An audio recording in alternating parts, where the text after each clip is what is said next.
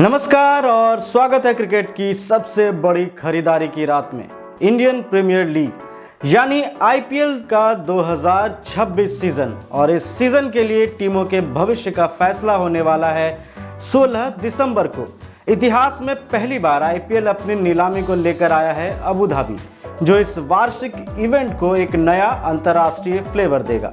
Board of control for cricket in India यानी BCCI ने आखिरकार उन खिलाड़ियों की पूरी सूची जारी कर दी है जो ऑक्शन के हथौड़े के नीचे से गुजरेंगे।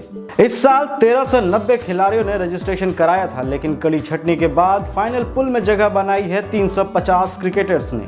यह नीलामी टीमों के लिए किसी बड़े रीसेट बटन से कम नहीं है। 10 फ्रेंचाइजीज इस बार सिर्फ 77 ओपन स्क्वाड स्पॉट के लिए संघर्ष करेगी और हाँ, इनमें से 31 स्लॉट विदेशी खिलाड़ियों के लिए आरक्षित हैं। कई टीमों ने रिटेंशन विंडो में बड़े और चौंकाने वाले नाम रिलीज किए हैं, जिसका मतलब है कि टॉप टियर टैलेंट के लिए जबरदस्त बोली लगने वाली है। सबसे अधिक नजरें रिजर्व प्राइस 2 करोड़ पर टिकी हुई हैं और इस टॉप ब्रैकेट में 40 खिलाड़ियों ने प्रवेश करने का विकल्प चुना है। हमें यकीन है कि कई मार्की प्लेयर्स यानी बड़े और स्थापित नाम इस ऑक्शन में नए रिकॉर्ड बनाते दिखेंगे। नीलामी की इस लिस्ट में युवा और उभरती हुई प्रतिभा की भी मजबूत मौजूदगी है। फाइनल पूल में 224 अनकैप्ड भारतीय प्लेयर्स और 14 अनकैप्ड ओवरसीज प्लेयर्स शामिल हैं। यह दर्शाता है कि टीमें केवल स्थापित नामों पर ही नहीं बल्कि भविष्य के सितारों पर भी बड़ा दांव लगाने को तैयार बैठी है।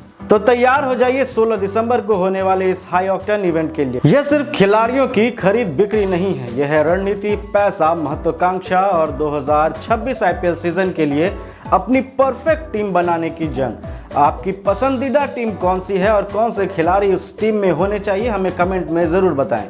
और इस मिनी ऑक्शन में 5 बार की IPL champion Chennai super Kings एक बड़े रीसेट बटन के साथ उतर रही है। इतिहास में पहली बार सीएसके अपनी विरासत के साथ साथ आखिरी स्थान का टैग लेकर भी चल रही है। स्थिरता और भावनात्मक वफादारी की पहचान रखने वाली इस फ्रेंचाइजी ने अपने इतिहास के सबसे कड़े और सबसे बड़े फैसले लिए हैं। रिटेंशन विंडो में सीएसके द्वारा हैरान करने वाले कदम देखे गए। पहला राजस्थान रॉयल्स से संजू सैमसन का आना और दूसरा रविंद्र जडेजा और सैम करन को ट्रेड करना। फैंस के लिए यह अकल्पनीय था। जडेजा को एमएस धोनी के बाद टीम का सबसे बड़ा चेहरा माना जाता रहा है, लेकिन यह ट्रेड हो गया।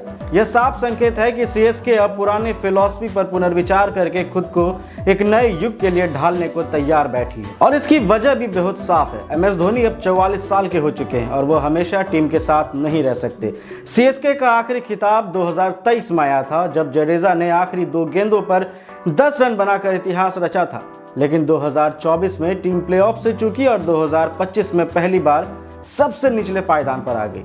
इसलिए एक बड़ा रिबिल्ड अब अपरिहार्य हो चुका है। सैमसन का आना और मथीसा पथिराना जैसे खिलाड़ी को रिलीज करना अवसर और अनिश्चितता दोनों लाया है। सीएसके अब 43.40 करोड़ के बड़े पर्स के साथ 2026 आईपीएल ऑक्शन में उतरने जा रही है, जो केकेआर के बाद दूसरा सबसे बड़ा पर्स है। टीम ने 16 खिलाड़ी रिटेन किए हैं, जिसमें धोनी, गायकवाड़ और अब संजू सैमसन कोर का हिस्सा है। ड्वेन ब्रेविस, शिवम दुबे, नूर अहमद और नाथन एलिस भी प्रमुख प्लेयर्स हैं। लेकिन जडेजा और करन के जाने से एक बड़ा स्ट्रक्चरल गैप बन गया है। सीएसके के पास अब वो सिद्ध ऑलराउंड डेप्थ नहीं है जिसने उन्हें लीग की सबसे संतुलित टीमों में से एक बनाया था। उनकी लोअर ऑर्डर की ताकत और गेंदबाजी की लचीलापन अब पूरी तरह से ऑक्शन पर निर्भर करेगा। आइए एक नजर डालते हैं 2026 आईपीएल के लिए सीएसके की संभावित प्लेइंग 11 पर। ऋतुराज गायकवाड़ कप्तान होंगे और Sanju Samson wicket keeper plus senior batter की भूमिका में दिखेंगे। लेकिन आप इस लिस्ट में देखिए, जडेजा और करन के जाने से 3 बड़े गैप दिख रहे हैं। एक फिनिशर जो ओवरसीज ऑलराउंडर हो, एक फ्रंट लाइन इंडियन स्पिनर और एक ओवरसीज पेसर। ऑक्शन में सीएसके के लिए पहला लक्ष्य होगा लोअर ऑर्डर बैटिंग और ओवरसीज ऑलराउंडर।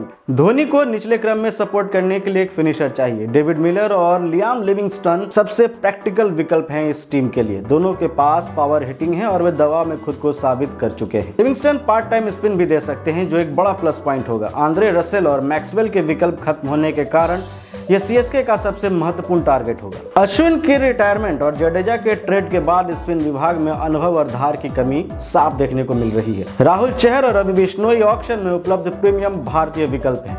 सीएसके इनमें से किसी एक को पाने के लिए पूरा जोर लगाएगी। बैकअप ओवरसीज स्पिनर के तौर पर वे वानंदु हसरंगा या महेश तीक्षणा पर भी विचार कर सकते हैं।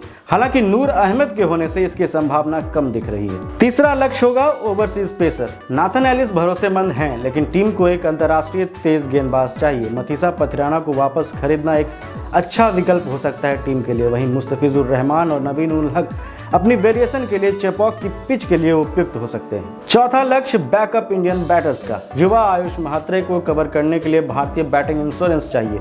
पृथ्वी शॉ अच्छे फॉर्म में हैं, एक स्मार्ट पिक हो सकते हैं। वेंकटेश अय्यर भी एक दिलचस्प विकल्प होंगे जो मध्य क्रम को लचीलापन प्रदान कर सकते हैं। और अंत में कैमरन ग्रीन भले ही ऑक्शन के सबसे महंगे खिलाड़ी बन सकते हैं, लेकिन वह सीएसके की तत्काल जरूरतों में फिट नहीं बैठते, क्योंकि सीएसके के पास टॉप ऑर्डर में जगह बची ही नहीं है। सीएसके अब पैसा, महत्वाकांक्षा और कई खाली जगहों के साथ ऑक्शन में उतर रही है। उनकी सफलता इस बात पर निर्भर करेगी कि वे एक फिनिशर, एक फ्रंटलाइन स्पिनर और एक इम्पैक्ट पेसर को सुरक्षित कर पाते हैं या नहीं। अगर वे इन तीनों क्षेत्रों को भर पाएं तो वे जल्दी ही पुरानी फॉर्म में नजर आ सकते हैं, वरना धोनी के बाद के युग में उनका संक्रमण और भी जटिल हो जाएगा। आपको क्या लगता है, सीएसके को ऑक्शन में सबसे पहले किस खिलाड़ी की ओर जाना चाहिए और किस पर बोली लगानी चाहिए?